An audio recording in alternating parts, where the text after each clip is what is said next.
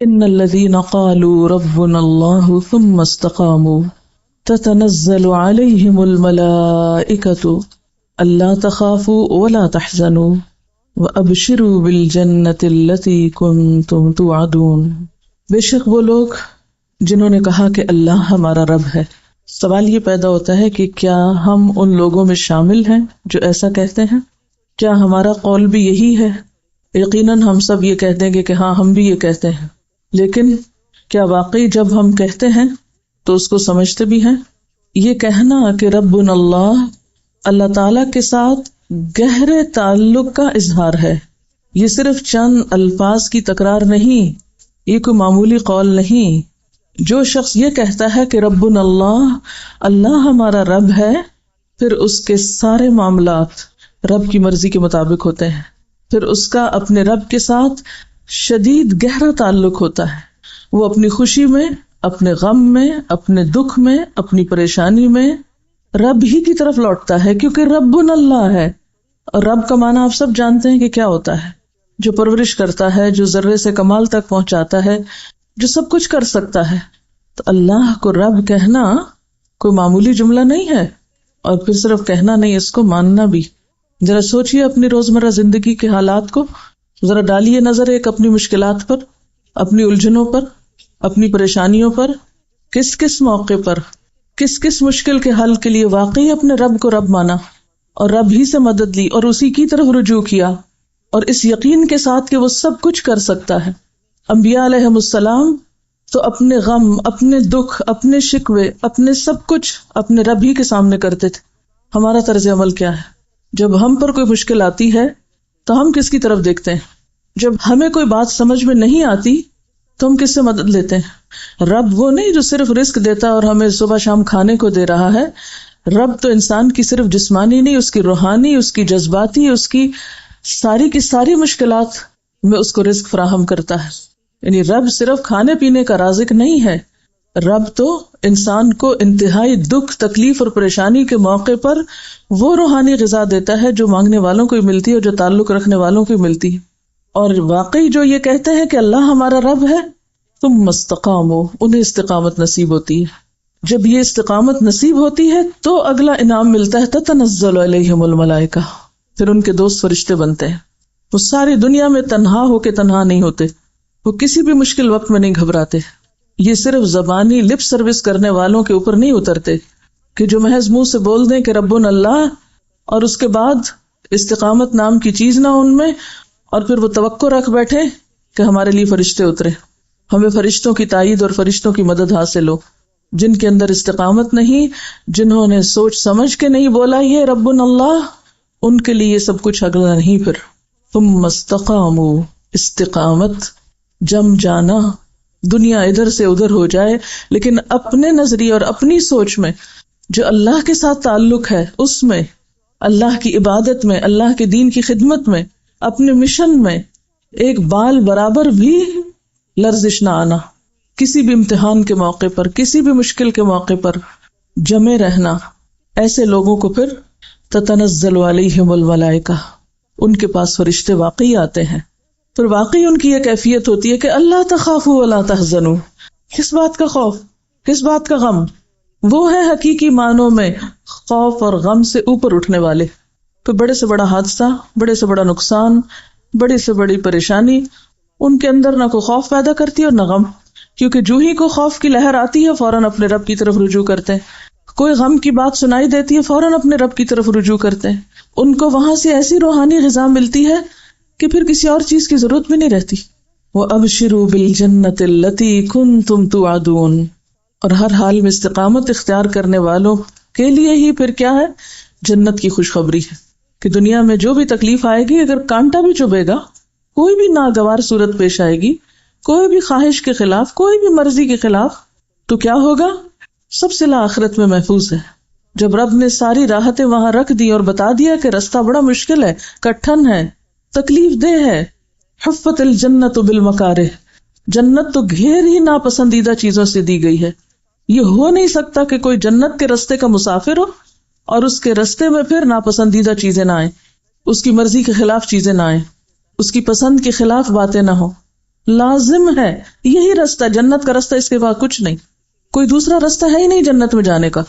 لیکن ہم کیا چاہتے ہیں؟ ہم جنت میں بھی پہنچے اور اس راستے میں ہمیں کسی بھی ناگوار اور مرضی کے خلاف کسی صورتحال کا کوئی سامنا نہ کرنا پڑے، اور یہ امر محال ہے، ممکن ہی نہیں. احسب الناس ان يتركوا ان يقولوا آمنا وهم لا يفتنون، ایسے ہی چھوڑ دیے جائیں گے؟ جنت مفت میں نہیں ملا کرتی. جنت کی خوشخبری ملتی ہی ان لوگوں کو ہے جو اللہ کو رب مان کر اس راستے پر استقامت اختیار کرتے ہیں. لا یخافون لومۃ لائم، پھر انہیں نہ لوگوں کی باتوں کی پرواہ ہوتی ہے نہ کسی اور چیز کا خوف ہوتا ہے، تبھی جا کر وہ جم جاتے ہیں. ایسے ہی لوگوں کو فرشتے کہتے ہیں نحن اولیاؤکم فی الحیات الدنیا وفی الآخرہ، ہم تمہارے دوست ہیں دنیا میں بھی اور آخرت میں بھی، دونوں جگہ. اور یہ چونکہ قرآن کے الفاظ ہیں اس لیے ان میں کوئی شک تو کیا ہی نہیں جا سکتا. لیکن سوچنے کی بات ہے کہ کیا ہمیں بھی کبھی فرشتوں نے وسپر کیا کہ نحن اولیاؤکم، ہم دوست ہیں، اگر سب چھوڑ بھی جائیں تمہیں تو کیا ہوا، ہم دوست ہیں تمہارے، تم کیوں غم کھاتے ہو؟ ہمیں ایسی وسپرنگز کیوں نہیں ہوتی؟ ہم مشکل اور تکلیف کے وقت میں یہ آوازیں کیوں نہیں سن پاتے؟ اس لیے کہ ہم نے رب اللہ صحیح معنی میں کہا ہی نہیں، ہمارے اندر صحیح استقامت آئی ہی نہیں، ہم نے خوف اور غم میں رب کو پکارا ہی نہیں، رب سے مدد لی ہی نہیں. ہم دوسروں کی طرف دیکھتے ہیں، دوسروں کے سہارے پہ جیتے ہیں. تو جو انسانوں کے سہارے پہ جیے گا وہ یقیناً مایوس ہوگا، کیونکہ ہر انسان کمزور ہے. تو نحن اولیاؤکم فی الحیات الدنیا وفی الآخرہ، اور آخرت میں بھی فرشتوں کا ساتھ انہی کو نصیب ہوگا جنہیں دنیا میں ہوتا ہے. اصل میں آخرت ہے کیا چیز؟ آپ دیکھیے کہ آخرت ہمارا ایک دوسرا گھر ہے. آج ہم یہاں ہیں، کل ہمیں وہاں منتقل ہونا ہے، لازمی طور پر ہم سب کی ٹرانسفر ہونے والی ہے، کسی نے بھی یہاں نہیں رہنا، مانی ہوئی بات ہے. اور ٹرانسفر کا ایک مخصوص طریقہ ہے کہ ہمارا جسم ختم ہو جاتا ہے لیکن ہماری روح اور ہمارے احساسات اور ہمارے جذبات وہ نہیں مرتے، وہ جیسے دنیا میں ہوتے ہیں ویسے ہی مرنے کے بعد ہوتے ہیں، اور ویسے ہی قیامت کے دن اٹھیں گے ہمارے ساتھ. اگر ہم یہاں نفس مطمئنہ ہے، قلب مطمئن ہے، یہاں استقامت ہے، یہاں خوف اور غم سے اٹھے ہوئے اوپر، اور یہاں ہمیں اللہ تعالیٰ کی مدد پہ بھروسہ ہے اور اللہ کی تائید اور فرشتوں کی دوستی پر، تو یہ سارا سیناریو وہاں بھی ایسا ہی ہوگا. جیسے حدیث میں تھا نا، جیسے مرو گے ویسے ہی اٹھائے جاؤ گے. جو لبیک پکارتا ہوا مرے گا وہ لبیک پکارتا ہوا اٹھے گا. جس مجلس میں، جس محفل میں، جن باتوں میں، جن دوستوں میں، توفنا مع الابرار، جن لوگوں میں، جن سوچوں میں، جن احساسات میں، جن محبتوں میں، جن چیزوں میں مرو گے بعین ہی انہی کے ساتھ اٹھو گے، وہ نہیں مریں گے. اگر مرتے وقت اللہ کی محبت نصیب ہے، اطمینان قلب نصیب ہے، تو پھر قبر میں بھی اطمینان نصیب ہوگا، وہاں بھی کوئی خوف نہیں ہوگا، کوئی غم نہیں ہوگا، وہ فرشتے دوست ہیں وہ آ جائیں گے. قیامت کے دن اٹھیں گے تو وہاں بھی یہی ہوگا، کوئی گھبراہٹ نہیں، کوئی فکر نہیں، کوئی پریشانی نہیں، فوراً آ پہنچیں گے دوست، فوراً اپنی تحویل میں لے لیں گے، فوراً رستہ دکھائیں گے، ہر مرحلے پر ساتھ دیں گے، کیونکہ ایسے لوگوں نے مادی سہاروں سے اوپر اٹھ کے کسی اور کو سہارا مانا ہے، اور پورے یقین کے ساتھ نحن اولیاؤکم فی الحیات الدنیا، دنیا میں بھی ساتھ ہیں تمہارے، وفی الآخرہ، اور آخرت میں. اگر آج دنیا میں ہمیں محسوس نہیں ہوتا نا تو آخرت میں اچانک کہیں سے نہیں آ جائیں گے. ان کیفیات کو یہیں لانے کی ضرورت ہے، اور یہ کیفیات پیدا اس وقت ہوتی ہے جب انسان سچے دل سے رب کو رب مانتا ہے، اور جب انسان استقامت اختیار کرتا ہے چاہے مرضی کے مطابق حالات ہوں یا خلاف ہوں. جو واقعی انسان اللہ کو تھام لیتا ہے فقد استمسک بالعروۃ الوثقی لا انفصام لها، لیکن ہم نے اپنے رب کو تھاما ہی نہیں، اس کی طاقت کو جانا ہی نہیں، اس پہ پورا یقین کیا ہی نہیں. اس لیے ہماری یہ کیفیات ہوتی ہیں، اس لیے ہم گرتے پڑتے رہتے ہیں، اس لیے کبھی اس کا ہاتھ پکڑتے ہیں، کبھی اس کا سہارا لیتے ہیں، کبھی اس کا لیتے ہیں. جب تک ہم یہ شرک چھوڑیں گے نہیں، میں اسے ایک طرح کا شرک کہوں گی کہ جو امیدیں ہمیں اپنے رب سے ہونی چاہیے وہ ہمیں انسانوں سے ہیں، جو محبت اپنے رب سے ہونی چاہیے وہ انسانوں کو دے رکھی ہے ہم نے، جو عظمت اور جو مقام اور جو بلندی رب کا ہمارے نگاہ میں ہونا چاہیے وہ ہم نے اور دوسری مادی دنیا کی چیزوں کو دے رکھا ہے. پھر جب ہم نے سہارا غیر اللہ کو بنا رکھا ہے تو مدد وہاں سے کہاں سے آئے گی؟ ہمارے کہنے اور کرنے اور معاملے میں بہت فرق ہے. ہم کہتے وہی کچھ ہے جو یہاں لکھا ہوا ہے لیکن کرتے نہیں ہیں. ہمارے روزمرہ کے معمولات اور ہماری جو روٹین ہے اس میں یہ کہیں نہیں جھلکتا، تو کہنا بھی جھوٹا پڑ جاتا ہے. اور جنت ہی وہ جگہ ہے وَلَكُمْ فِيهَا مَا تَشْتَهِي أَنفُسُكُمْ، کہ جہاں انسان کی خواہشات پوری ہو سکتی ہیں. ہم نے دنیا کو مرکز بنا لیا خواہشات کی تکمیل کا، اور اسی کے پیچھے پھر مرتے ہیں۔ اللہ تعالیٰ نے اپنے چنے ہوئے پیغمبروں کو نصیحت کی تھی۔ ایک حضرت داؤد علیہ السلام کے بارے میں قرآن پاک میں آتا ہے، اللہ تعالیٰ فرماتے ہیں یا داؤد انا جعلناک خلیفۃ فی الارض فاحکم بین الناس بالحق ولا تتبع الہوى فیضلک عن سبیل اللہ ان الذین یضلون عن سبیل اللہ لہم عذاب شدید بما نسوا یوم الحساب۔ اے داؤد، نام لے کے، کسی کا پرسنل نیم لے کے اسے خطاب کرنا، اور وہ خطاب بھی اللہ تعالیٰ کی طرف سے آنا، اگرچہ میسج ان کے لیے لیکن سبق ہمارے لیے ہے۔ یا داؤد انا جعلناک خلیفۃ فی الارض، ہم نے تمہیں زمین میں خلیفہ بنایا۔ داؤد علیہ السلام کو اللہ تعالیٰ نے بادشاہت دی تھی، ایک بڑا مقام دیا تھا۔ ہر شخص اپنی اپنی خلافت میں اپنی اپنی ذمہ داریوں میں ایک نہ ایک مقام رکھتا ہے۔ کلکم راع وکلکم مسئول عن رعیتہ، جس شخص پر جہاں جو کی بھی ذمہ داری ہے وہ وہیں پر ایک طرح سے خلیفہ ہے۔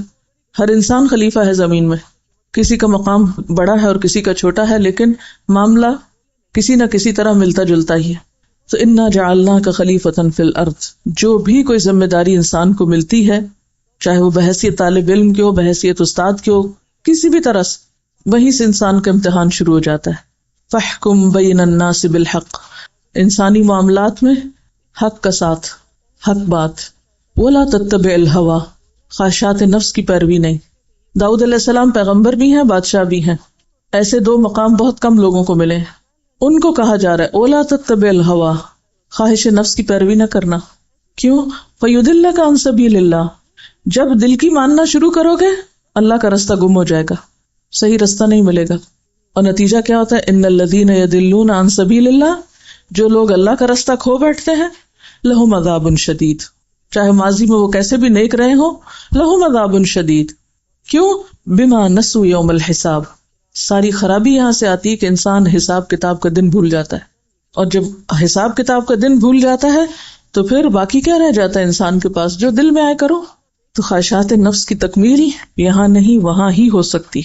تو خواہشات نفس کی تکمیل میں اللہ کے حکم کی خلاف ورزی، اللہ کا راستہ چھوڑ دینا، وَلَكُمْ فِيهَا مَا تَدَّعُونَ، اور تمہاری خواہشات سے آگے بڑھ کر جو چاہو گے، جو مانگو گے، جو پکارو گے وہ مل جائے گا۔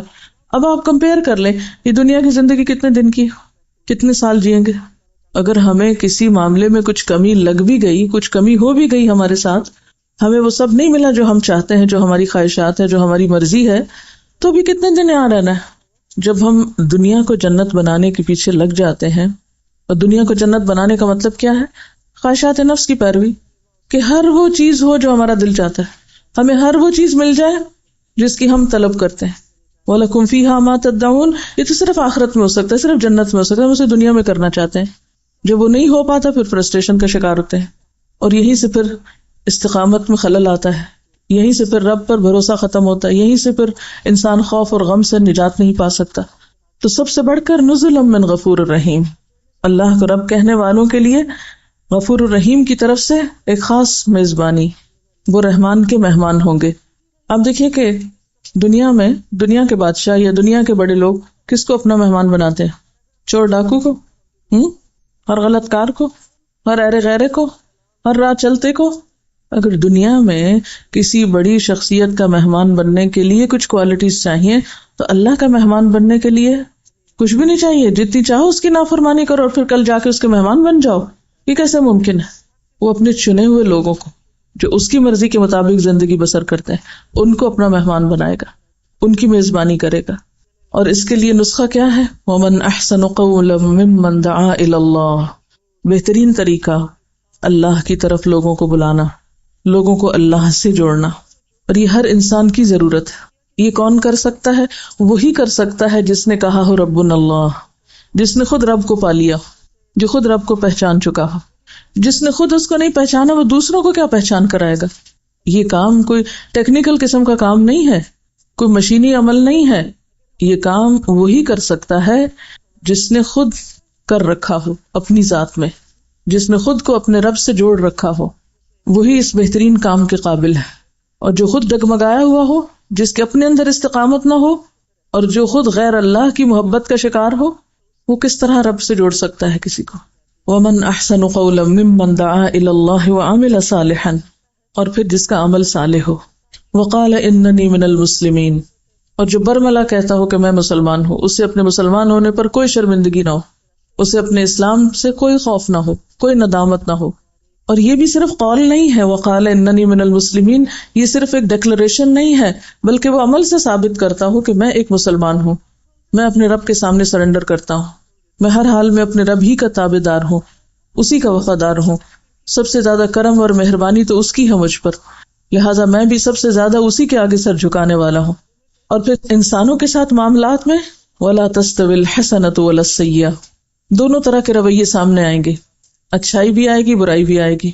عام طور پر ہمارا طریقہ کیا ہوتا ہے، جو ہم سے اچھا کرے ہم بھی اس کے ساتھ اچھا کرتے ہیں، جو ہمارے ساتھ اچھا نہ کرے ہم اس کے ساتھ برا کرتے ہیں.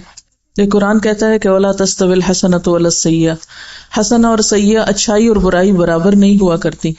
اچھا وہ ہے جو اچھائی کے جواب میں اچھائی کرے لیکن برائی کے جواب میں بھی اچھائی کرنے کا حوصلہ رکھتا ہو، جو برائی کے بدلے بھی اچھائی کر سکتا ہو. تو اس بہترین کام کے قابل پھر کون ہے؟ ادفع باللتی ہی احسن، جو لوگوں کی طرف سے آئی ہوئی برائیوں اور خرابیوں کے جواب میں ایک اچھے رویے کو اختیار کر سکتا ہوں، جو برائی کو بھلائی سے، تکلیف دہ رویے کو ایک اچھے اخلاق اور اچھے رویے کے ساتھ رفع دفع کر سکتا ہوں. ہم اپنا جائزہ لیں کہ ہم کیا کرتے ہیں، جو ہمارے ساتھ اچھا نہ کرے ہم اس کے ساتھ کتنے اچھے ہوتے ہیں. اور اس طریقے پر عمل کرنے سے فَإِذَا الَّذِي بَيْنَكَ وَبَيْنَهُ عَدَاوَةٌ كَأَنَّهُ وَلِيٌّ حَمِيمٌ، دشمن بھی دوست بن جائیں گے. آج تک اپنا حساب لیجئے، آج تک ہم نے کتنے دشمنوں کو دوست بنایا، ہمارے کتنے دشمن آج تک ہمارے دوست بنے. اپنے خاندانی زندگی میں دیکھ لیجئے، اپنے رشتہ داروں میں دیکھ لیجئے، پوری لسٹ اپنے سامنے رکھیے، جن جن کے ساتھ بھی آپ کا معاملہ اور تعلق ہے ان سب میں دیکھ لیجئے کہ آپ کے کتنے مخالفین آپ کے وفادار ہوئے. نبی صلی اللہ علیہ وسلم کا طریقہ تو یہی ہے، آپ نے اپنے دشمنوں کو دوست بنایا تھا، اس سے اسلام پھیلا تھا. ہم دوستوں کو بھی دشمن بنا لیتے ہیں، ہم اپنوں کو بھی دور بھگا دیتے ہیں. بالکل ٹوٹلی اس کے برعکس عمل ہے ہمارا. دین کیسے پھیلے گا؟ وَمَنْ أَحْسَنُ قَوْلًا کا کام کیسے ہو سکتا ہے؟ اور فرمایا کہ جو دشمنی رکھنے والا ہے اس کا رویہ کیا ہوگا؟ كَأَنَّهُ وَلِيٌّ حَمِيمٌ، وہ دلی دوست بن جائے گا. ہم میں سے ہر شخص اپنے دائیں بائیں آگے پیچھے جتنے بھی لوگوں سے اس کے تعلقات ہیں ان سب تعلقات کو پرکھے. آپ چاہیں تو لکھ لیں، چاہیں تو دماغ میں لا کر ایک ذہن میں لائیں اور سوچیں کہ کتنے لوگوں کو اب تک میں اپنا دوست بنا چکی ہوں، اور کون سے لوگ ایسے ہیں جو دوست تھے اور چھوٹ گئے مجھ سے، اور کیوں ایسا ہوا. عام طور پر ہم غلطی سامنے والے میں دیکھتے ہیں، اپنی غلطی بھول جاتے ہیں، اور جو جتنا دوسروں میں غلطیاں تلاش کرتا ہے اتنا ہی اپنے سے غافل ہوتا ہے. اس کو اپنے اندر کی غلطیاں اور خطائیں پھر نظر آ ہی نہیں سکتی، آتی ہی نہیں، اس کو دکھائی نہیں دیتی، کیونکہ وہ کسی اور چیز کی طرف توجہ کیے ہوئے ہے. اور کبھی بھی انسانی تعلقات اچھے نہیں ہو سکتے، آپ کے انسانوں کے ساتھ تعلقات اچھے ہو نہیں سکتے جب تک کہ آپ غلطی اپنے اندر دیکھنے کے عادی نہ بنے کہ میرا قصور کہاں ہے، میری کمی کہاں ہے، میری خطا کہاں ہے، میری بھول کہاں ہے. جب تک آپ کی نگاہ خود پر نہ پڑے کوئی بھی تعلقات اور معاملات درست نہیں ہو سکتے. یہ ہے اصل ٹیسٹ. ادفع باللتی ہی احسن فاذا الذی بینک وبینہ عداوۃ، یہ ہے اصل چیلنج.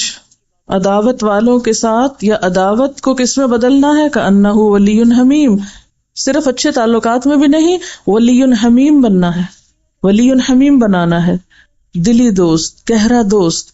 وما یلقاها الا الذین صبروا، ان سب چیزوں کے لیے ایک نسخہ ہے اور وہ ہے صبر. جو صبر نہیں کر سکتا وہ اس میں سے کوئی خیر بھی نہیں پا سکتا. وما یلقاها الا ذو حظ عظیم، اور یہ صفت اور یہ کوالٹی اور یہ بھلائی نہیں ملتی مگر انہی کو جن کی بہت بڑی قسمت. عام طور پر ہم قسمت کے لیے اللہ تعالیٰ کو مورد الزام ٹھہراتے ہیں، لیکن یہاں سے کیا پتہ چلتا ہے کہ آپ کی قسمت آپ کے اپنے ہاتھ میں. آپ کیا پروو کرتے ہیں، آپ کیا ڈیزرو کرتے ہیں، آپ کس چیز کے اہل ثابت کرتے ہیں خود کو، کس چیز کے حقدار ہیں. وما يلقاها الا ذو حظ عظیم، یہ ذو حظ عظیم وہی شخص ہوتا ہے جس کے اندر صبر ہی صبر بھرا ہوا ہو، جو برائی کے جواب میں بھلائی کرنا جانتا ہو، جو دوسروں کی غلطیوں کو معاف کرنا جانتا ہو. والکاظمین الغیظ والعافین عن الناس واللہ یحب المحسنین، جو صرف غصے کو پی جانے والے ہی نہ ہوں بلکہ معاف بھی کرنا جانتے ہوں اور معاف کر کے احسان کے درجے پر ہوں. ہمارا طرز عمل کیا ہے؟ ہم میں سے ہر شخص کو خود کو پرکھنے کی ضرورت ہے اور اس میں سب سے بڑی رکاوٹ شیطان کے وسوسے، وَإِمَّا يَنزَغَنَّكَ مِنَ الشَّيْطَانِ نَزْغٌ فَاسْتَعِذْ بِاللَّهِ، ابتدا جہاں سے ہوئی انتہا بھی وہیں ہوئی۔ علاج کیا ہے ان وسوسوں کا؟ فاستعذ باللہ، اللہ سے مضبوط تعلق۔ اور پھر مایوسی نہیں، ہم سوچتے ہیں نہیں ہماری دعا نہیں سنی جائے گی، انہ هو السمیع العلیم، وہ خوب سنتا ہے، خوب جانتا ہے، ایسا نہیں کہ نہیں سنتا، ایسا نہیں کہ دعا قبول نہیں ہوگی، سب ہوگا۔ تم یہ دیکھو کہ تمہاری دعاؤں میں کتنا خلوص ہے، تمہاری دعاؤں میں کتنی تڑپ ہے، اس میں یقین کتنا ہے، بھروسہ کتنا ہے، اعتماد کتنا ہے، تم نے رب کو رب مانا کتنا ہے۔ یہ ایک واقعہ سنا رہی ہیں کسی ایئر فورس کے آفیسر کا کہ ایک دفعہ فلائٹ کے دوران انجن فیل ہو گیا ہے اور ان کو یہ یقین ہونے لگا کہ اب میری ڈیتھ ہو جائے گی۔ تو کہتے ہیں کہ میں نے پوری کوشش کی کہ کسی طرح میں کلمہ پڑھ سکوں، لیکن کلمہ میرے منہ سے نکل نہیں رہا تھا۔ ایک تو obviously گھبراہٹ اور شدید خوف کا وقت ہوتا ہے تو انسان کو بہت سی چیزیں پھر شعوری طور پر یاد کر کے بولنا واقعی مشکل ہوتا ہے، لیکن وہ کہتے ہیں کہ وہ چیزیں جو میں زیادہ کثرت سے سنتا تھا وہی میری زبان پہ آ رہی تھی، اور پھر اس کے بعد اللہ تعالیٰ نے ان کو بچا لیا اور ان کی زندگی بدل گئی۔ لیکن یہ ایک بہت بڑی حقیقت ہے کہ جو گفتگو آپ عام طور پہ کرتے ہیں، جو آپ کے خیالات ہوتے ہیں، جو آپ کی سوچیں ہوتی ہیں، وہ آپ نے دیکھا ہوگا رات کو سوتے وقت انہی کے ساتھ آپ سوتے ہیں۔ یعنی سونا ہر روز موت کا ایک ایکسپیرینس کرنا ہے بغیر پین کے۔ موت اور نیند ان دونوں میں بہت زیادہ ریزمبلنس ہے۔ تو ہر روز جب آپ سوتے ہیں تو آپ ایک طرح سے موت کا تجربہ کرتے ہیں، بالکل گم ہو جاتے ہیں، کانشیس آپ کا اس سے ختم ہو جاتا ہے۔ تو جن احساسات کے ساتھ آپ سوتے ہیں، حتیٰ کہ بچوں میں آپ نے دیکھا ہوگا کہ آخری بات جس پہ بچہ ضد کر کے یا جو آپ اسے کہہ کے سوتے ہیں یا جو آپ سے مطالبہ کرتے کرتے سوتا ہے، عام طور پر جب وہ بچے اٹھتے ہیں تو اٹھتے ہی تھوڑی دیر کے بعد پھر وہی بات کرنے لگتے ہیں۔ اور آپ کو بھی جو فکر اور جو غم سوتے وقت ہوتا ہے، جب آپ کی آنکھ کھلتی ہے تو اس وقت بھی آپ کے اوپر وہی کیفیت طاری ہوتی ہے۔ یہ ایکسپیرینس ہم دنیا میں بھی کر رہے ہوتے ہیں اور قیامت کو بھی یہی ایکسپیرینس کریں گے۔ جو تفکرات، جو لوگوں کے بارے میں ہماری سوچ، جو پازیٹیو یا نیگیٹو تھنکنگ، اللہ تعالیٰ کے بارے میں ہمارا گمان اور یقین، ہماری محبت، ہمارے احساسات، جو کچھ بھی ہمارے ساتھ ہے، وہ جس حال میں ہم ہوتے ہیں اسی میں اینڈ ہوگا اور اسی کے ساتھ پھر دوبارہ اٹھائے جائیں گے۔ اصل میں یہی ہمارے امتحان ہوتے ہیں کہ خوف میں، غم میں، مشکل میں، پریشانی میں ہم اپنی اقدار کو کتنا تھامے رکھتے ہیں اور کتنے پھسلتے ہیں اور کتنا بھولتے ہیں اور کتنا چھوڑ دیتے ہیں۔ کوئی مشکل ہے، سب سے پہلے کیا چھوٹتا ہے؟ نماز چھوٹتی ہے عام طور پر۔ کوئی خوشی کا موقع ہے، سب سے پہلے کیا چھوٹتا ہے؟ نماز چھوٹتی ہے۔ نماز ایک ٹیسٹ ہے نا، جو اللہ تعالیٰ کے ساتھ ہمارا ایک بونڈ یا ہمارا جو ایک تعلق ہے اس کو ظاہر کرتا ہے۔ تو جب ہر مشکل میں وہ بونڈ ہی ٹوٹتا ہے، وہ ظاہری تعلق ٹوٹتا ہے، بھوک ہو، نیند ہو، غم ہو، خوشی ہو، سب سے پہلے جو بریک آتی ہے وہ نماز میں آتی، یا غفلت یا ڈیلیز یا وٹ ایور۔ تو جب اسی سے رابطہ مضبوط نہیں ہے تو پھر باقی یہ سب کچھ کی امید اور تمنا کس لیے؟ اچھا، یہاں یہ جو ہے ادفع باللتی ہی احسن، یہ جو فارمولہ ہے، یہ ایک اور ہم سب کا بہت بڑا امتحان ہے۔ ناموافق، ناخوشگوار اور ناپسندیدہ حالات میں احسن رویہ اختیار کرنا، برائی کا جواب بھلائی سے دینا۔ عموماً ہمارا رویہ کیا ہوتا ہے؟ کسی نے اگر چھوٹی برائی کی ہم سے تو ہم اس سے بڑی جب تک نہ کر چکے تو تسلی نہیں ہوتی، اور صرف اس سے نہیں، اس کو نشر نہ کر چکے جب تک۔ حضرت خدیجہ کا واقعہ سناؤں گی۔ ابن اسحاق کہتے ہیں کہ مکہ میں رسول اللہ صلی اللہ علیہ وسلم نے جب امر حق کا اعلان کیا تو آپ کو وہاں کے لوگوں کی طرف سے سخت اذیت اور مخالفت کا سامنا کرنا پڑا۔ یہ مخالفتیں بعضوں کے گھر کے اندر ہوتی ہیں، بعضوں کے باہر ہوتی ہیں، کہیں بھی ہو سکتی ہیں۔ آپ کی اہلیہ خدیجہ بنت خویلد فوراً ہی آپ پر ایمان لے آئیں، مخالفتوں کے باوجود آپ کو مان لیا، کسی کی پرواہ نہیں کی کہ لوگ کیا کہتے ہیں۔ اب تک وہ آپ کی زندگی میں شریک تھی، اب وہ آپ کی مصیبتوں میں بھی شریک ہو گئیں۔ مخالفین آپ کے گرد جمع ہو کر شور مچاتے، طرح طرح سے آپ کو ستانے کی تدبیریں کرتے۔ یہی حالات تھے کہ ایک روز خدا کے فرشتے جبریل علیہ السلام آپ کے گھر آئے۔ انہوں نے رسول اللہ صلی اللہ علیہ وسلم سے کہا کہ خدیجہ کو ان کے رب کی طرف سے سلام پہنچا دیجئے۔ اس کے بعد جبریل علیہ السلام نے کہا کہ مجھے حکم دیا گیا ہے کہ میں خدیجہ کو ایک ایسے گھر کی خوشخبری دے دوں جو موتیوں کا ہے، وہاں نہ شور ہے اور نہ تکلیف ہے۔ امرت ان ابشر خدیجہ ببیت من قصب لا صخب فیہ ولا نصب۔ یہ حضرت خدیجہ رضی اللہ تعالی عنہا کے لیے ایک بشارت تھی، لیکن عام اہل ایمان کے لیے ایک نصیحت، ایک سبق، کہ ان کو یہ بشارت کیوں ملی؟ ان کے لیے اللہ تعالیٰ کا سلام کیوں آیا؟ ان کے لیے جبریل علیہ السلام کے ذریعے جنت کے اس خاص محل کا وعدہ کیوں کیا گیا؟ اور یہ ایک پیشگی خبر تھی نا، ابشروا بالجنت التی کنتم توعدون. یہ صرف ان کے لیے نہیں تھی، یہ تو سب اہل ایمان کے لیے ایک طرح سے وعدہ ہے، لیکن اس صورت میں جب کوالٹیز بھی وہی ہوں جو ان کے اندر تھیں.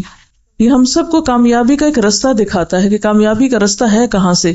مومن کو موجودہ دنیا میں سرکش انسانوں کی طرف سے اذیتیں پیش آتی ہیں، یعنی ہو نہیں سکتا کہ آپ کی دنیا تانوں سے، پریشان کن باتوں سے خالی ہو جائے. ان کا شور اور ان کے اشتعال انگیز الفاظ سننے پڑتے ہیں، یعنی آپ کو لوگوں کی طرح طرح کی باتیں سننی پڑتی ہیں. ایسے موقع پر مومن کو یہ نہیں کرنا کہ وہ ایسے لوگوں سے لڑنے لگے. کیا نہیں کرنا؟ کیا نہیں کریں گے بتائیے؟ کہیں سے بھی اشتعال انگیز خبر سنیں، کہیں سے بھی ناپسندیدہ بات سنیں، کوئی گالی گلوچ سنیں، کوئی جھوٹ فریب دھوکہ، کسی بھی قسم کی کوئی بات، تو آپ کو یہ نہیں کرنا کہ جواباً آپ ان سے لڑنے لگے. اس کے برعکس مومن کو چاہیے کہ وہ ان کو نظر انداز کرتے ہوئے اپنی توجہ آخرت کی طرف موڑ دے، اپنے کام، اپنے مشن، اپنے مقصد پر اور اپنی آخرت پر نظر رکھے. وہ اللہ تعالیٰ سے کہے کہ خدایا مجھے ان ناخوشگواریوں پر صبر کی توفیق دے، اور میرے لیے جنت میں ایک ایسا گھر بنا دے جہاں نہ کوئی تکلیف ہو، نہ کسی قسم کا شور و غل ہو. دنیا میں ایک انسان خدا پرستی کا پیغام لے کر کھڑا ہو اور انسان پرست لوگ اس سے بگڑ کر اس کے خلاف شور و غل کریں. یہ عام طور پر ایسا ہوتا ہے نا، وہ اللہ کے لیے کام کرنے کی طرف پکارے مگر لوگ اس کو ستانے اور پریشان کرنے کے درپے ہو جائیں. ان سب کے باوجود اگر وہ صبر کرے تو ایسے شخص کے لیے اللہ کا یہ فیصلہ ہے کہ اس کو اگلی دنیا میں